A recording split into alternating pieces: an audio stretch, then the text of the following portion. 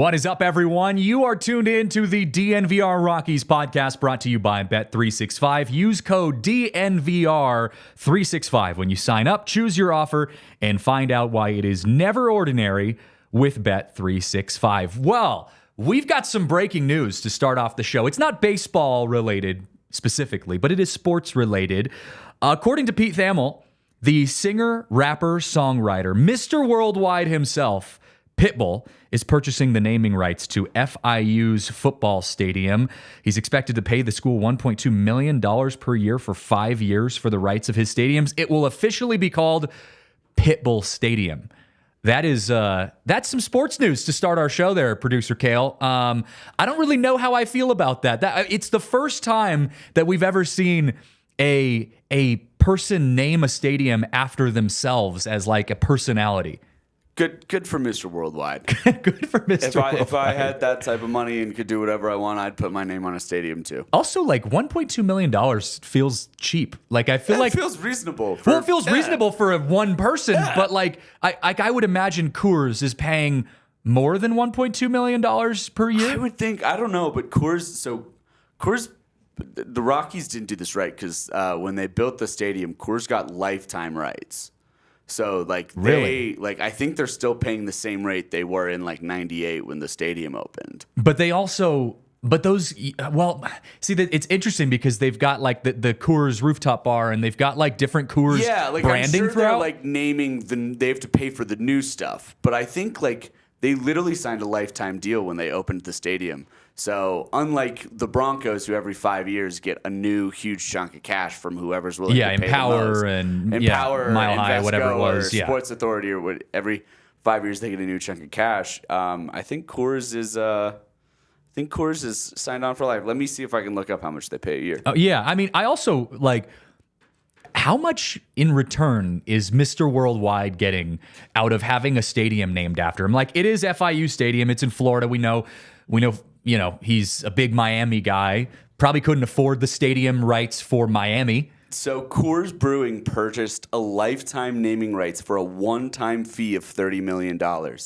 Wow. So they paid $30 million in 1991. I feel like Coors got a deal out of that. Coors got a deal. So they're paying nothing yearly now. That's insane. That's $30 million crazy. Also is like nothing to Coors. So exactly. So they in 91 they were like, sure, and just lifetime. Interesting. Yeah. I mean, I know in the offseason we'll inevitably do a show about, the different stadium names and, the weird names that we see in minor league parks and all that kind of thing. But that's crazy to me. I just felt the need to throw that out there. Of course, our breaking news is always brought to you by Indeed. Listeners of the show will get a $75 sponsored job credit to get your jobs more visibility at Indeed.com/ALLCITY. Terms and conditions apply. Need to hire? You need Indeed. Well, as much as it is really fun to talk about Pitbull Stadium, we got some baseball to talk about because it is a war zone right now in the National League.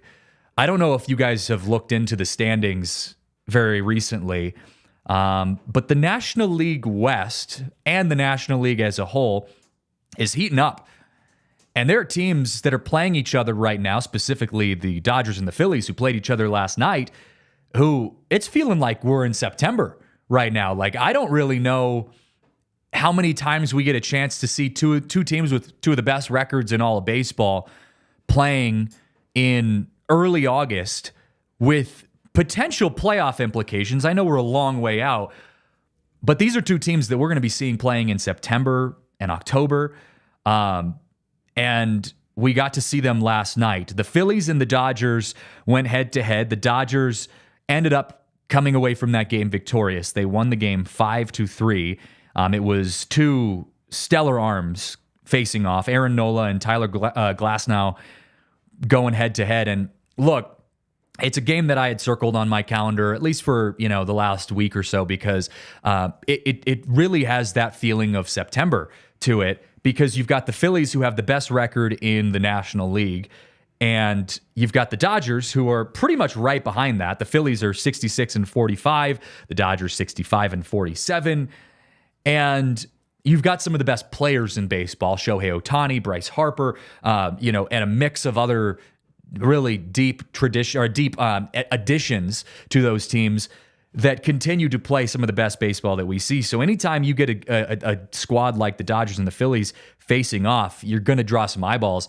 And it didn't really disappoint. Dodgers, like I said, came away with the win 5-3, but you got a Shohei Ohtani home run. Freddie Freeman got back in the lineup. It was Freddie Freeman's first game in over 8 games, I believe, or 8 days. He had to step away because of some health complications with his son, Max, who we've gotten word is feeling a little bit better. He's still in the hospital right now with his wife, Chelsea, but he's improving enough for Freddie to get back into the Dodgers lineup. And so a really emotional moment. I actually posted about it on Twitter at CJJ Saez. You can go and watch it there. There was a standing ovation from everyone in Dodger Stadium, both Phillies fans, Phillies players, Dodgers fans, Dodgers players. Just getting on their feet and making some noise for Freddie Freeman. It looked like he was kind of brought to tears even. And then he had to go get in and hit, and he ended up striking out in that at-bat, which I don't blame him because, God, talk about a wild roller coaster of emotions that he's going through. He was just, spending the week basically at the bedside of his child son in the hospital. I know I was listening to the broadcast and Joe Davis was talking about how him and his wife were taking 8-hour shifts where one of them would stay for 8 hours during the day while the other, slept, and then they would flip flop. And I mean, it's something that no parent should ever have to go through.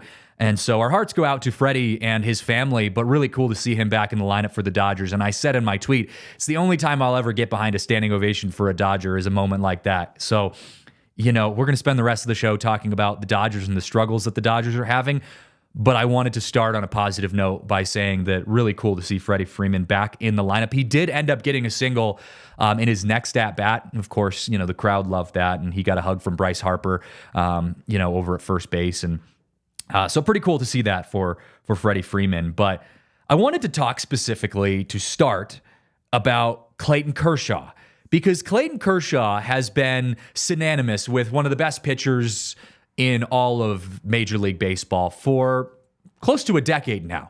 Clayton Kershaw has been pitching for a long time, and he has been literally one of, if not the best pitcher in all of baseball. Now, we can talk about his issues in the postseason and has he been able to live up to the hype, and he's a pitcher that has pitched in one of the best stat lines in all of regular season, but can he pitch in the postseason? That is a conversation for a different time. But no one can argue that Clayton Kershaw will be a unanimous Hall of Fame decision when he retires. He will be respected as one of the best pitchers in our era. He has some of the nastiest off-speed pitches that I've ever seen in all of baseball.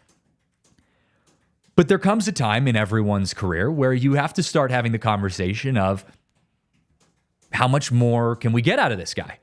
And the Dodgers, I think, are in that position right now. Clayton Kershaw was returning from an injury. He's missed most of this season with a shoulder injury. It required surgery. He returned in July. He's made 2 starts. He has a 5.87 ERA, and he had a terrible game in San Diego just about a week ago. And his off-speed pitches haven't been doing what they're wanting to do. His fastball has been tailing up in the zone. And look, I get it. He's coming back from injury. It's easy to say, well, he's just taking a little bit of time to kind of get back into the swing of things. But I would argue that almost any Hall of Famer who gets to the end of their career hits a certain point where they get maybe a minor injury or a big injury that kind of derails their career. Look at Chris Bryant, who had so much success for the Cubs before getting traded to the Giants initially and then coming to the Rockies. He went through that little injury moment before making the transition in the trade to the Rockies and has not been the same player since he came back from injury and has added about 50 more injuries down the road. Russell Wilson, switching sports. Wilson, had his, a thumb injury or something like that when he was in Seattle. You have those images of him warming up for the Seahawks, going out there when he was still hurt and, putting his headphones on before the game and doing the mock drills. And, people like to make fun of him for that. It's Russell Wilson. We can make fun of him now since he's not a Bronco anymore.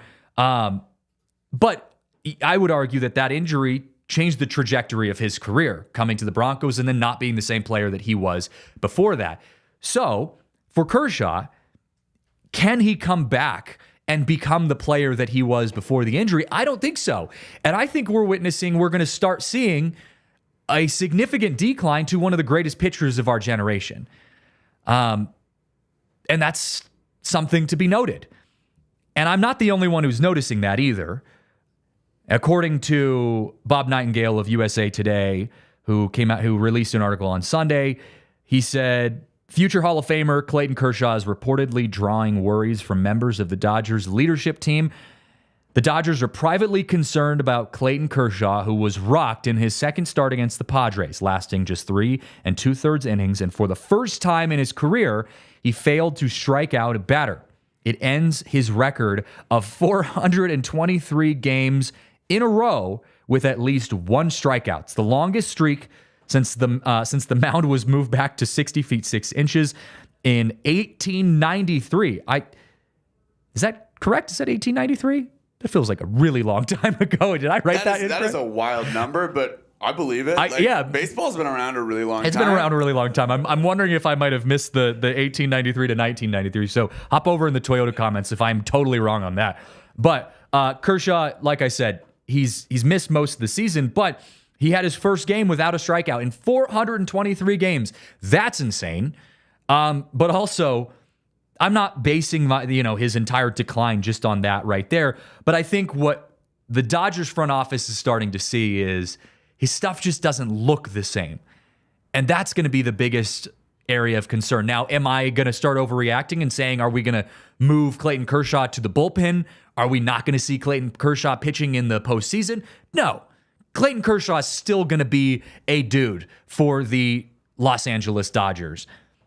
But, or as my counselor likes to help me say, and I also think he isn't going to be the same pitcher that he was before. So does that mean he's going to be a little more limited? Maybe he'll have a shorter leash. Maybe that does mean we start to see him starting to transition to a bullpen role over the coming years. Maybe. I just think it puts a target on his back a little bit more. I think he's starting to get into the range of like a Madison Bumgarner, where it's like, yeah, maybe he's still got some good outings in him, but we've got to be cautious of how, if we're the Dodgers, of how we go about using him. So keep an eye on Clayton Kershaw, because we might see some things moving around for the Dodgers. And speaking of that, the Dodgers are in kind of a tough place. Now, I know they just beat the best team in baseball right now in the Phillies, or at least record-wise in the National League. But I think that was a very good game where the Dodgers played really well. But in the month of July, the Dodgers have not had the success that they have wanted. They have had injuries. Kershaw coming back from injury. Tony Gonzalez, Dustin May will be missing most of, if not all of the season. The Dodgers have been making things interesting. If you had talked to me a month ago and said, hey, the Dodgers are going to be only 5 games up in the National League West, I would have said, well, okay, what happened? Something had to have happened to get them there. Well, the Dodgers went 11-13 in July. And to put that into perspective, your Colorado Rockies went 11-16 in the month of July. They just played a couple more games. Burge says, I'd be surprised if the Dodgers brought him back, speaking of Kershaw, next year. I think they're going to bring him back, but I think it might be in a different role. And I don't know if Kershaw is going to be the guy that wants to come out of the bullpen. Maybe he accepts where his career is headed and says, you know what? If I can come in and get 2, maybe 3 good innings, maybe even just 1 good inning, that's good enough for me. But I do think the Dodgers will bring him back. He's a Dodger. He will be a lifelong Dodger. But the Dodgers are in a challenging spot right now where I'm not saying that they won't make the playoffs. The Dodgers are still the Dodgers. They're going to make the playoffs. But I do think we're in a position right now where we might see some other teams, specifically the Diamondbacks and the Padres, fighting for that National League West spot. The Dodgers the Padres and the Diamondbacks are currently tied for second place in the NL West. They are just 5 games back of the Dodgers, which is not that far out, given how much baseball we still have remaining on our schedule. And I just think that the Diamondbacks are playing some of the hottest baseball in all of MLB right now. The Padres as well.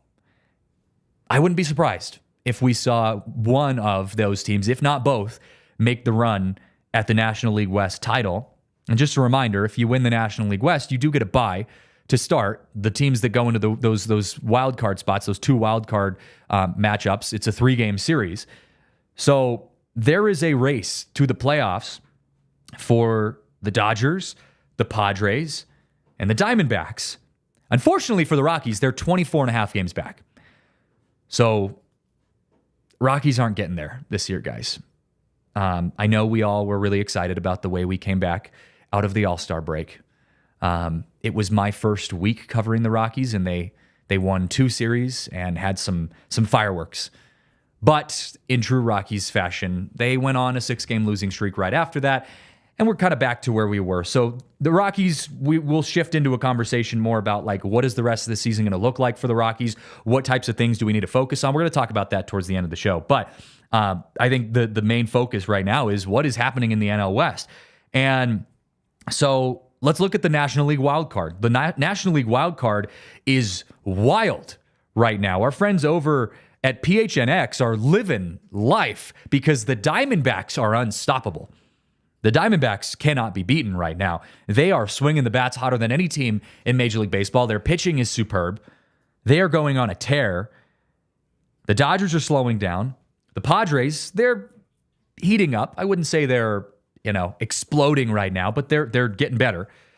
But they are all tied right now. Braves, Padres, and Diamondbacks are all tied for the top 3 spots in the wild card. Mets, Cardinals, and Pirates and Giants are all 5 games back or less. And I wouldn't be surprised, to be completely honest with you, if a team like the Pirates or even the Mets maybe snuck in that wild card race there at the end. Now, the Giants just got over 500. Congrats to the Giants. They are mediocre.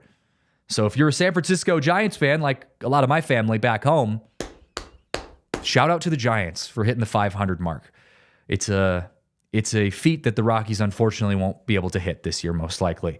But there are a list of about 7 teams right now in the National League wildcard that could very much sneak their way into contention for that wildcard, those wildcard spots.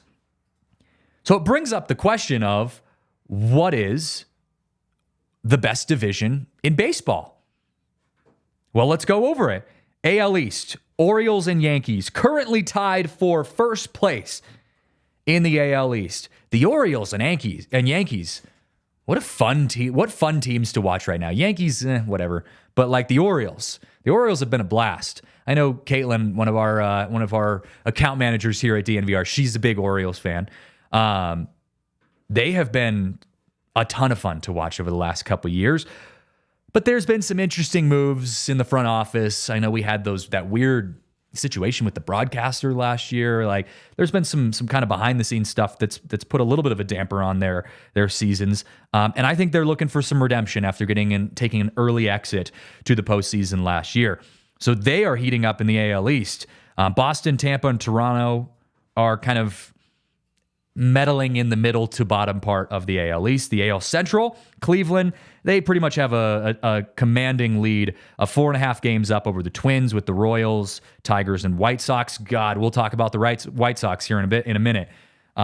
They are just fighting for last place, basically, or second to last, I should say, in the AL Central. So the AL Central's whatever. AL West, that is going to be something in the American League that you want to keep an eye on. The Mariners are 1 game up over the Astros, and the Mariners have been all over the place. They had a good, successful trade deadline, but they're going up against a very challenging Astros team. Rangers, defending World Series title contenders and champions, the Texas Rangers, the Angels, and the A's. They're all kind of in that bottom spot there, but the Mariners and the Astros, they're going to be a lot of fun to watch. Obviously, the NL East, Phillies, 6 games up over the Braves.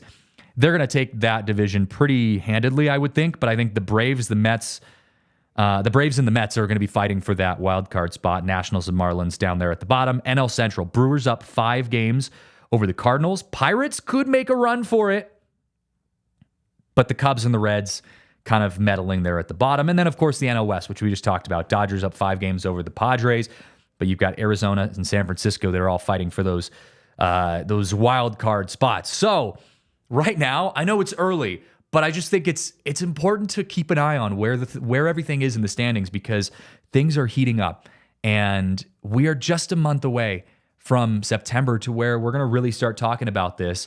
And it's going to get exciting. I know Eric Simmons says, I think the Yankees and Orioles will compete for the American League East title. I agree. I think the Orioles have the depth to get that done, but the Yankees are formidable. I just think the Yankees are streaky, and that's where the Yankees have to overcome some of their consistency issues. But that is going to be an interesting matchup as we continue. Speaking of interesting matchups, though, we got to talk about this new partnership that we have here at DNVR, and that is with our friends over at UC Health. They have a new partnership with Coach Prime himself, and Coach Prime is doing what he does best, and that is encouraging Coloradans to get out and be their healthiest selves. So what is Coach Prime doing? Well, he's the new Chief Motivation Officer at UC Health's Ready, Set, Co Challenge. That's a title that I want, by the way. Can I be the Chief Motivation Officer for anything in life? And to be fair, if there is one title that really encapsulates who Coach Prime is, he is the Chief Motivation Officer. Is in anyone that's around him can say that is his title. So UC Health has made the most of that for Coach Prime, and they have come up with the Ready, Set, Co Challenge. The goal is to get Colorado back to its rightful place as the healthiest state. I'm actually surprised, Cale, that we're not the healthiest state. Like, I go around Denver and Colorado. It used to be us for years. That's what I mean. Like, who's beating us? Because I feel like I look around and you all are beautiful people out here in Denver and beyond in Colorado, and we're a very healthy state. Yeah, we were. We're going to get to the bottom. We're going to get to the bottom of this because I'm surprised that there is someone healthier. Oh, I guess in 2023, Hawaii passed us. Hawaii? Colorado's still number 2. Colorado's still number 2. Come on, you surfers out there. Anyone who surfed though knows that is Hawaii. That is a really challenging thing. Hey, Washington! Yeah, shout out. There are a lot of similarities between Washington and Colorado, I will say, but Colorado's a very healthy state. But we've got to get over that last little hump and get to the healthiest state in Colorado. Beat those surfers. Come on, skiers and snowboarders, step up. We got to be the healthiest state, and you got to do that through the UC Health Ready, Set, Co statewide challenge. It's here to help all Coloradans live their healthiest lives using a combination of nutrition, exercise, sleep, and mindfulness. Prime helps explain how to dive into living your healthiest life with the Ready, Set, Co mindset. If you want to join UC Health's Ready, Set, Co challenge, click on the link in the show notes of this podcast or go to uchealth.org/Ready, Set, Co, spelled C-O, like Colorado. Also, cannot get through a show without giving a big shout out to our sponsors over at Bet365. They are one of our favorite sponsors for the show because at Bet365, they don't do ordinary. We believe that every single sport, Rockies included, should be epic. Right now, new customers can choose between 2 offers when they open an account at Bet365. Use code DNVR365 to sign up, deposit $10, and choose between either a bet and get or a first bet safety net offer. Hey, look, Rockies are playing some baseball at Coors Field today. Guys, we are going to get to go watch baseball at Coors Field for the first time in 11 days. And what's better about watching baseball at Coors Field than getting to bet on some baseball at Coors Field? So with the MLB early payout offer, Bet365 has this offer where if your team goes 5 runs ahead or more, you get an instant early payout. Parlay and same-game parlay selections will be marked as winners. Here at Bet365, we don't do ordinary. Every day, we power up the odds on hundreds of bets to give you a chance to win over 10,000 boosts each month. So see why it is never ordinary to Bet365. Use code DNVR365 when you sign up. You must be 21 plus, 21 or older, physically located in Colorado. Please gamble responsibly. If you or someone you know has a gambling problem and wants to help, call or text 1-800-GAMBLER. I got to get a little refreshment here before we talk about the White Sox, because our hearts go out to White Sox fans all over. I would like to say that we as Rockies fans have been there, but actually, unfortunately, well, fortunately for us, we haven't been there. The White Sox have lost an historic 21 games in a row, which honestly deserves a round of applause, because that's impressive. Like, I tweeted yesterday that we are collectively rooting now for the White Sox to lose, because when a franchise becomes that bad, especially when it's not your own franchise, like, it's almost fun to see just how disastrous that has been. And the White Sox lost again to Oakland last night, one of the other really bad teams in Major League Baseball. And then they have a chance to establish themselves, as Burr says, as one of the worst teams in all of baseball with the longest losing streak of all time. They are the third team in history to lose 21 in a row. It's the first team since 1988, which is a long time ago, to have lost 21 games or more in a row. But I wanted to pose the question of, like, as a Rockies fan, as a White Sox fan, what do you even do about that? Like, your team has lost 21 straight. How do you handle that? Like, what's going through your mind? Do you still go out to the game? Because here's the difference. For Rockies, like, we're not losing 21 games in a row, but we're not, like, winning every game, right? Like, we're not going to the postseason this year. But Coors Field is one of the most gorgeous sporting venues in all of baseball, in all of the country. So it's really easy to say, our team isn't doing great, but why not just go spend $5 for a ticket, use the Game Time app, go spend $5 for a ticket, and go out and watch some beautiful baseball, hang out with friends, and just have a good night. If you're in Chicago, I don't think that's the same vibe. Like, I've never been to the White Sox Stadium. I know our friends over at CHGO, they spend their summers out there. I don't even know what White Sox Stadium is called, to be honest. Is it just White Sox Stadium? I have no idea. I would imagine it's not the same feeling as going to a Rockies game at Coors Field. So what do you even do? If you are a White Sox fan and your team is losing 21 games in a row, are you rooting for more losses? Are you just putting your head in your hands? Is it that meme of D-Line with his head in his hands at the Broncos game, just like wondering what is happening with your life? Like, can we get a new meme of that, but with one of our CHGO guys? Like, how do you handle that? And also, I'll go one beyond that. Like, as a player, how do you keep a level head?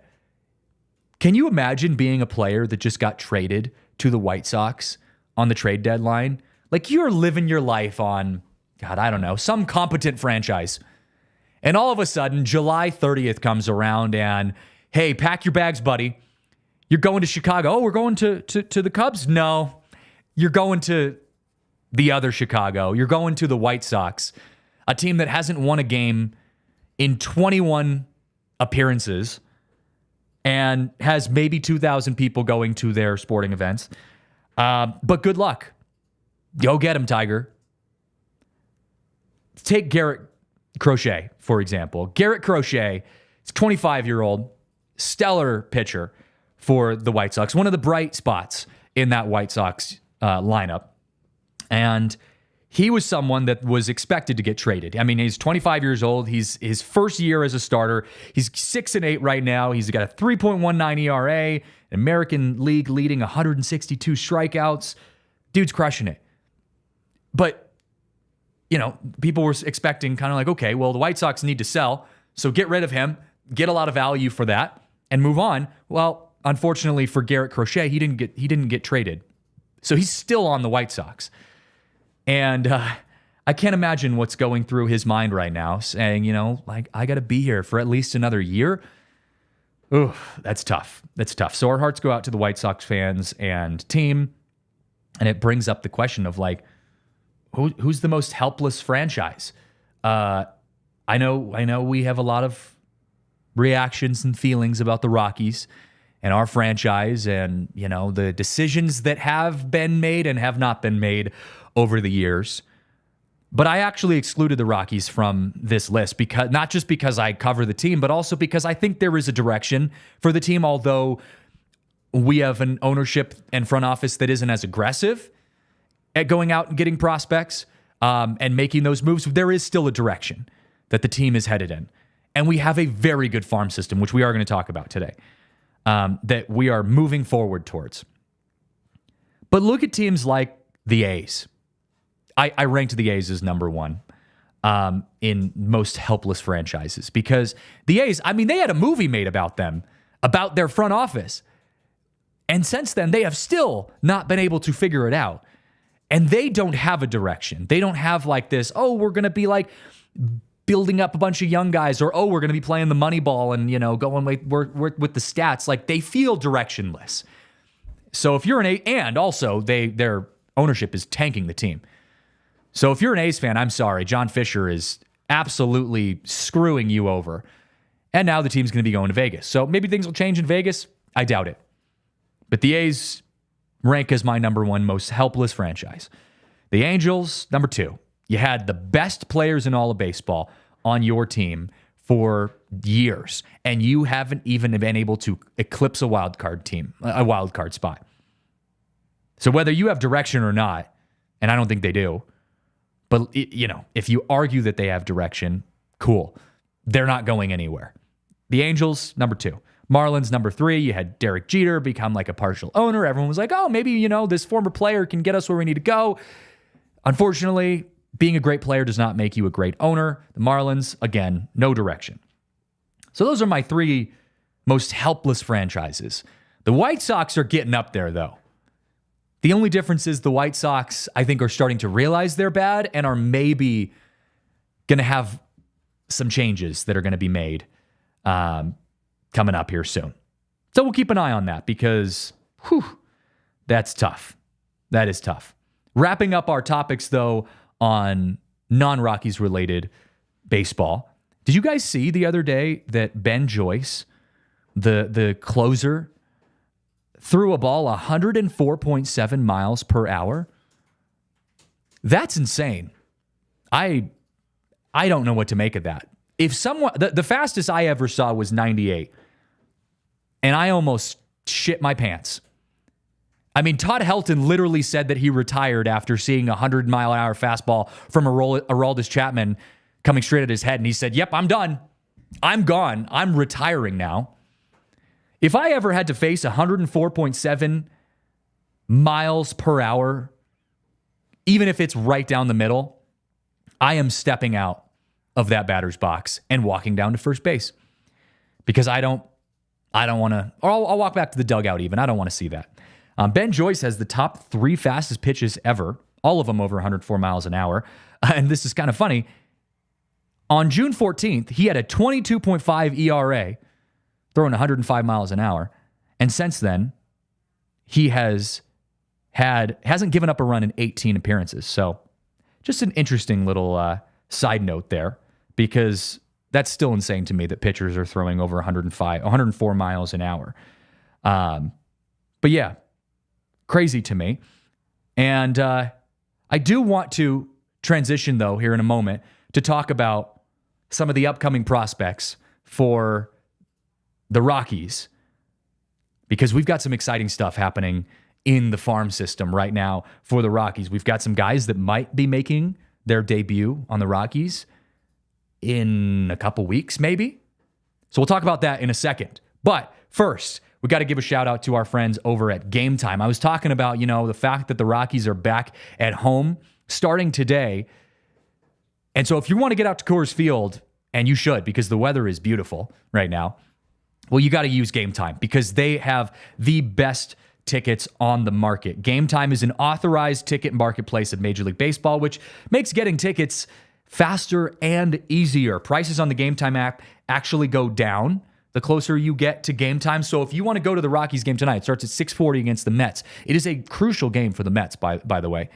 Well, as you get closer to the game, even if you don't want to make the decision right now, check the Game Time app as you get closer. Those tickets should be going down as the game gets closer. And by 6 o'clock, you're still going to be able to get some good seats to go watch the Rockies play the Mets using the Game Time app. With killer last-minute deals, all-in prices, views from your seat, and their lowest price guarantee, Game Time takes the guesswork out of buying a Major League Baseball ticket. So take the guesswork out of buying those tickets with Game Time. Download the Game Time app, create an account, and use code DNVR for $20 off your first purchase. Terms and conditions apply. Again, create an account and redeem code DNVR for $20 off.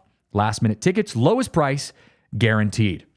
Well, we already talked about them today too, but our friends over at Coors Light, when you're at the game, after you got those tickets on Game Time, you got to head up to the rooftop bar to pick up some $3 Coors Light. Anytime before first pitch, you get that $3 Coors Light up on that rooftop bar. There is no better combination, literally, both physically and emotionally, than Rockies baseball and Coors Light. And Coors Light has you covered. It's going to be warm out there today, although not 1,000,000 degrees like it's been, but it's going to be warm out there today. And so if you want to cool down, chill out and cool down and embrace the chill mindset with a cold, refreshing Coors Light beer. Make the most out of the times you choose to chill. Choose Coors Light. Get Coors Light delivered straight to your door with Instacart by going to CoorsLight.com/DNVR. Celebrate responsibly. Coors Brewing Company, Golden, Colorado. Well, before we go into all of the news and headlines on where the Colorado Rockies are in the minor leagues right now, who's making the rehab, and who we might be seeing coming up to the big leagues soon, I wanted to talk about a interview that I saw. Jeff Passan recently interviewed Elly De La Cruz, who is one of the bright up-and-coming stars, if not already a star. I would argue he is already a star in Major League Baseball. And he asked De La Cruz who is the most exciting baseball player playing right now. So, of course, De La Cruz, being a swaggy guy, said, "It's me. Duh. Who else would it be?" And I think he's got an argument that De La Cruz is one of the most flashy players playing right now. But I want to ask you guys that. You guys in the chat, Eric Simmons, Burge, all of our friends. I know Will Carpenter jumps into the chat every once in a while. Joker, hey, we got a little Sombor shuffle conversation going on over there. I know Jokic, he's been fun to watch over the last few hours. But what do you guys think? Who's the most exciting player in Major League Baseball right now? Because I think you can make an argument for Elly De La Cruz. But personally, after having watched Jarren Duran play in Colorado in a series in which the Red Sox actually lost the series to the Rockies, Jarren Duran, to me, is the most exciting player that I have been watching. And him and Bobby Witt Jr. are right up there with the top two for me and most exciting players to watch in all MLB right now. They are so much fun. But Jarren Duran, I mean, the combination of speed, power, and also during that little scuffle with the whole Cal Quantrill, Reese McGuire thing, I mean, Jarren Duran was losing his mind. And I think when you look at a guy who you want on your team that has not just the talent, but the energy to be that player, to be a guy that you want to play with, Jarren Duran is so much fun to watch. Guy plays like he's out there playing in a video game. He is just running around the field at 110% at any given time. So Jarren Duran would be my pick. Most exciting baseball player right now. Bobby Witt Jr., a close second. Elly De La Cruz up there as well. And can we give a shout out to our boy Brenton Doyle? I would argue Brenton Doyle, most exciting player to watch, at least in the month of July. On defense, it's hard to beat. I mean, he covers more ground than anybody at Coors, and he does it in spectacular fashion regularly. Well, I was going to talk later in the show about, is there a possibility that Brenton Doyle gets a Gold Glove? And let's have this conversation now. I agree. Brenton Doyle, he is one of the most fun outfielders, young outfielders. He commands center field up there with the best of them, especially in the National League right now. Well, I mean, he literally has to cover more ground than anybody because Coors is the biggest center field in baseball. And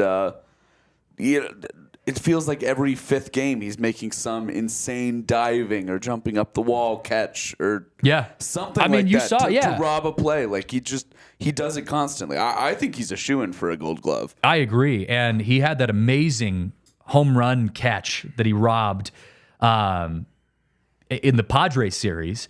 And so I agree with you completely. But also, I mean, we talked on yesterday, actually, that, about Brenton Doyle winning the National League Player of the Month of July and how that puts him into kind of rare territory. Only 12 other players or 11 other players have won that award in franchise history for the Rockies. And what does that mean for Brenton Doyle and for the Rockies as a franchise?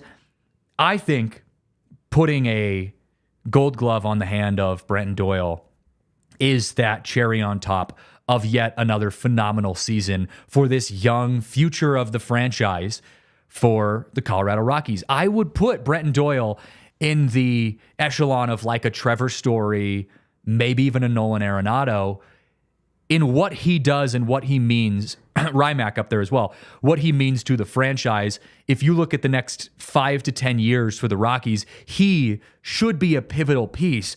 And so giving him an NL Player of the Month, a Gold Glove, I think just adds to that resume. I mean, if he does end up winning a Gold Glove this year, which I think he will, starting your career, getting called up and immediately winning back-to-back Gold Gloves would be pretty impressive. It'd be pretty cool. That would be very impressive. Yeah, and Brenton Doyle has taken over really what I think was a kind of is a team that is struggling to find its identity. There are a lot of guys in the minors who are playing really well right now, but like as a whole, the Rockies haven't quite nailed down what their identity is as a current team.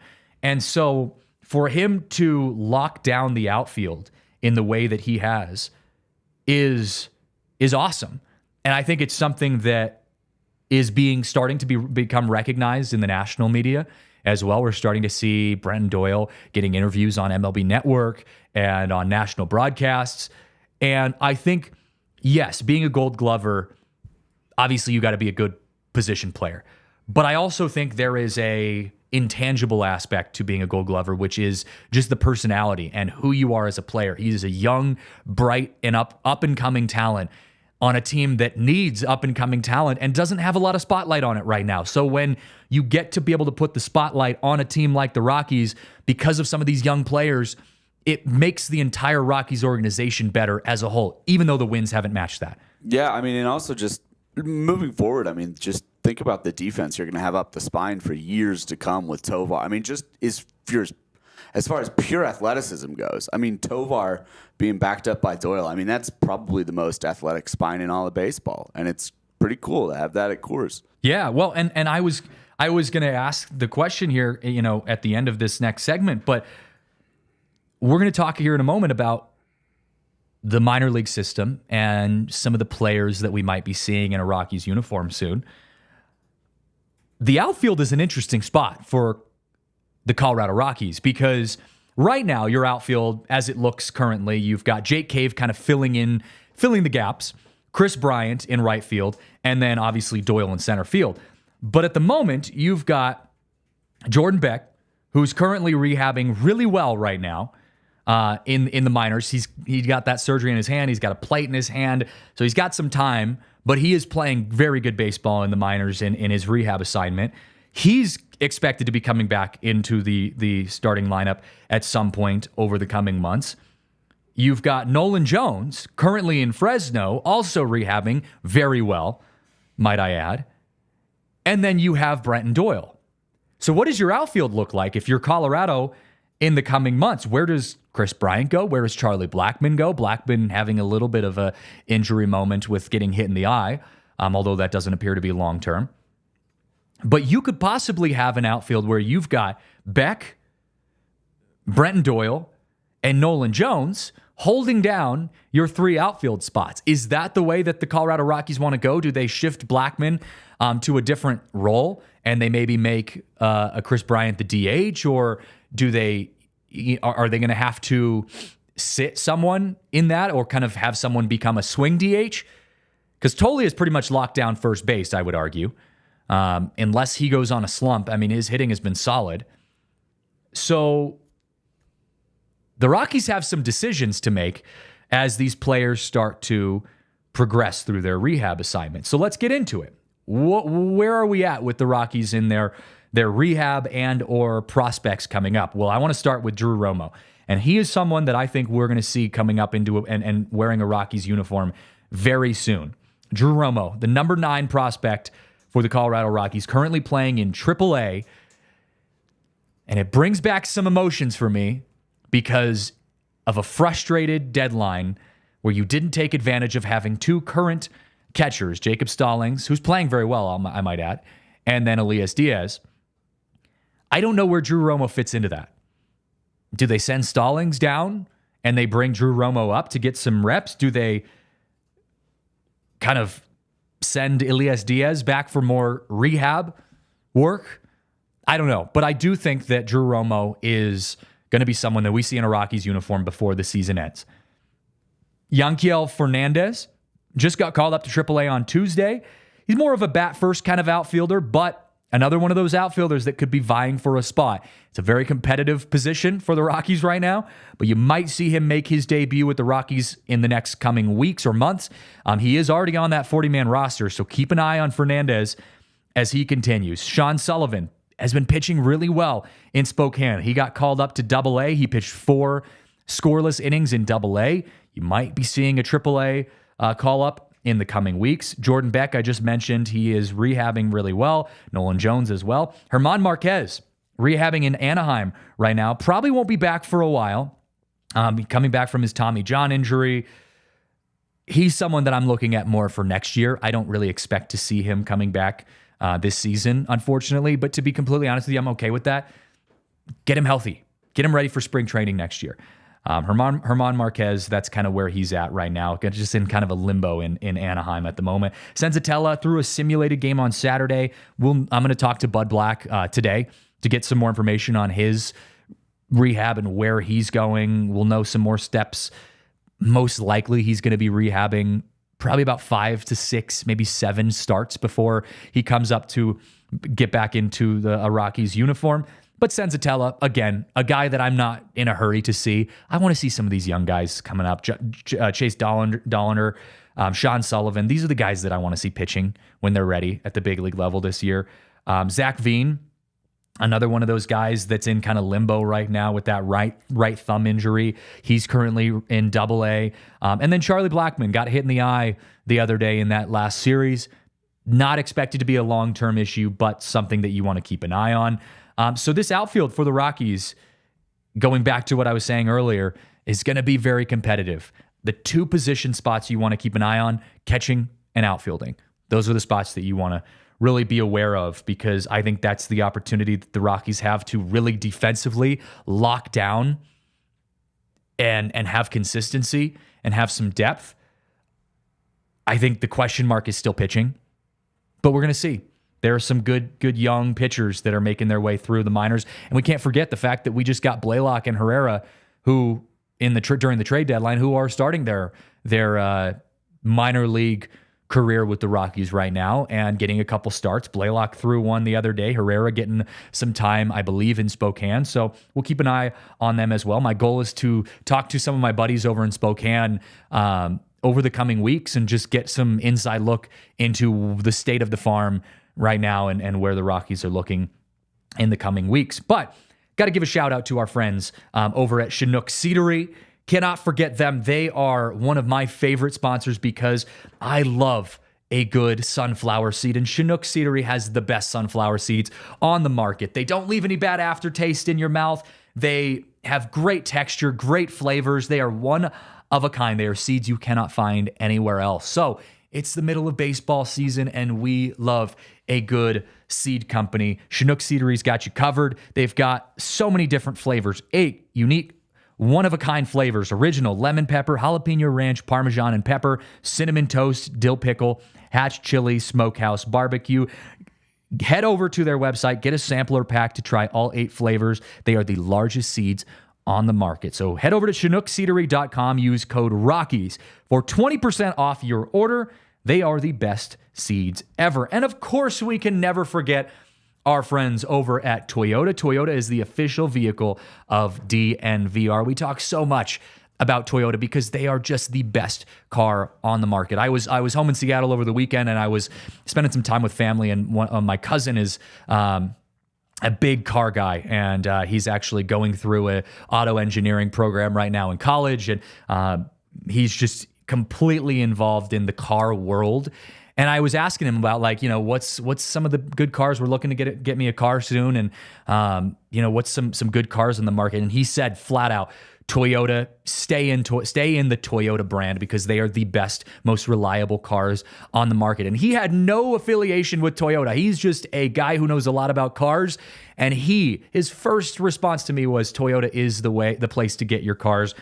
And so, of course, we already knew that here at DNVR because Toyota is so consistent and reliable. They have got such a good lineup, over 17 different models with available all-wheel drive and four-wheel drive, like the Epic 4Runner.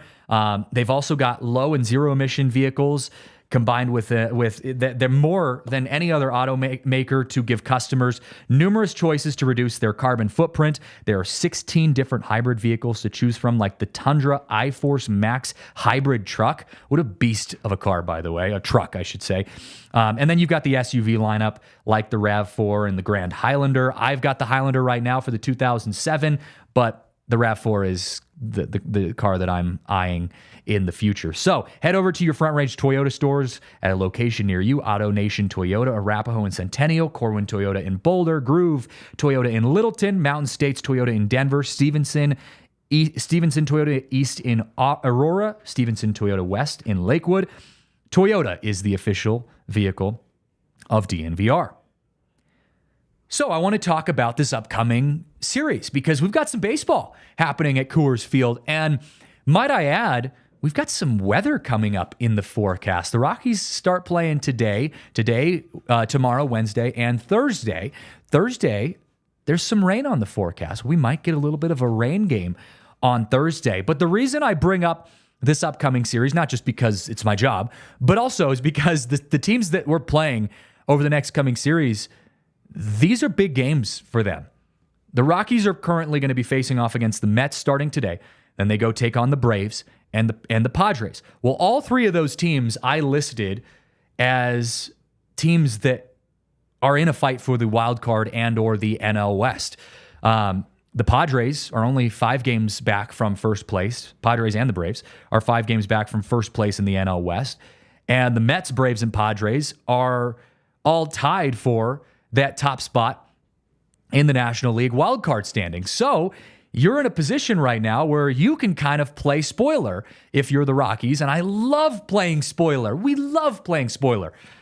When you're a team that's not making it to the playoffs, the best thing you can do is ruin another team's hopes of going to the playoffs. We are evil friends here at the Rockies beat because, yeah, we don't want to see the Padres going to the playoffs. We don't want to see the Braves going to the playoffs, and we don't want to see the Mets going to the playoffs. So the Rockies have a chance to make it interesting this week and push some of these teams down, and I love an opportunity to do that.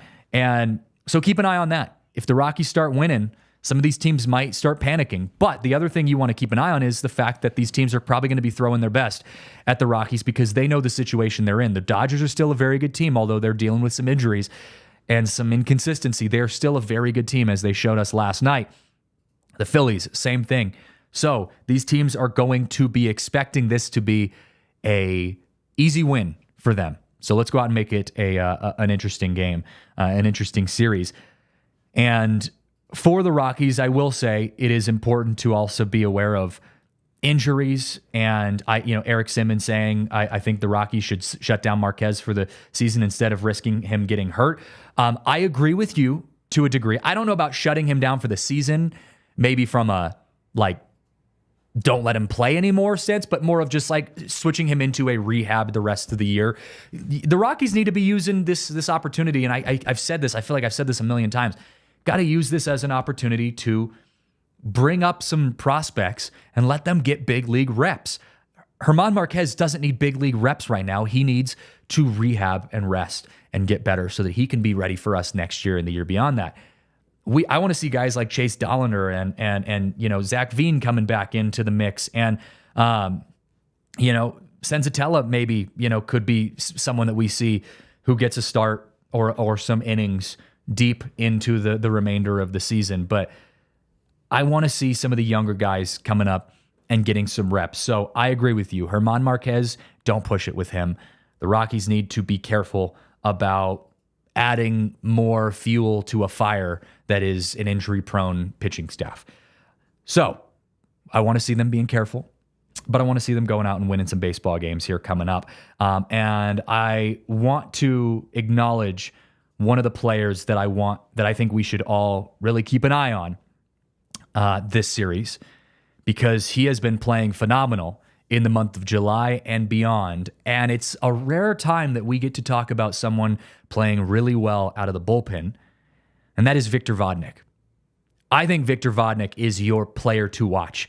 If you are saying, okay, we've got 3 big series coming up against the Mets, the Braves, and the Padres, the guy that I want to spotlight is Victor Vodnik, because he has 5 saves so far this season. 4 of them came in July. So he's getting kind of pushed into this closer role. He throws over 100 miles an hour. He fits into that closer role with the mentality that he has. They even got a little bit of a walkout song to him. It isn't quite as cool as Timmy Trumpets with the Diaz walkout for the Mets.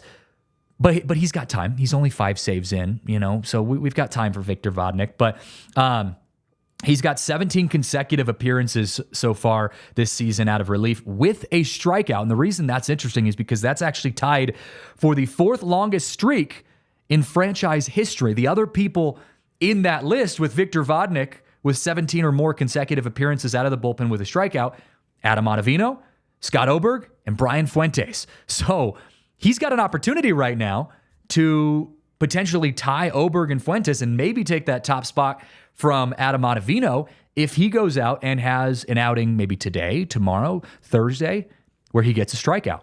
And so keep an eye on Victor Vodnik, because he has been an absolute blast to watch. And I want to see more guys with that energy and intensity that we're seeing out of Vodnik. And he has been a lot of fun to watch. So hopefully we get to see him in a closing situation tonight. The Rockies are taking on the Mets at home at Coors Field at 6:40 p.m. I will be there. So come hang out with me. I'm going to be walking around the concourse, but also up in the press box. I'll be tweeting from the DNVR Rockies account, and I'll also be tweeting from my own account at CJJ Saez. And come hang out with me. We love to meet you guys as the fans. I also want to give a big shout out and a plug to an upcoming event that is going to be huge for DNVR. We have the DNVR Rockies Takeover, one of the last, if not the last. It's not confirmed, but it is at least one of the last takeovers of the year on August 17th. The Todd Helton bobblehead night. It is the night that Todd Helton is getting recognized at Coors Field as he is inducted into the Hall of Fame. And we are doing a DNVR Rockies takeover. That means we got a party bus. That means amazing seats. That means good drinks on the party bus. I'm going to be there partying it up. It is going to be an absolute blast. We are going to celebrate big time. I think they're playing the Marlins, so it's maybe even a really easy win. I don't know. I don't want to jinx us, but it's going to be a fun time either way. So August 17th, head over to our Twitter and go reserve your tickets. We've got a post up there on Twitter. Reserve your tickets because spots are going to fill up really quickly to come hang out with us on the DNVR Rockies Takeover August 17th, Todd Helton night. That is going to wrap up our show. This has been the DNVR Rockies podcast brought to you by Bet365. We love talking to you guys here. So we're going to be back on the show tomorrow at 10 a.m. Come hang out with us then. If not, we'll see you guys over on the socials. This is Christian Saez. Thanks to our big super producer, Kale. We'll see you next time right here on the DNVR Rockies podcast. We all silly like the mayor.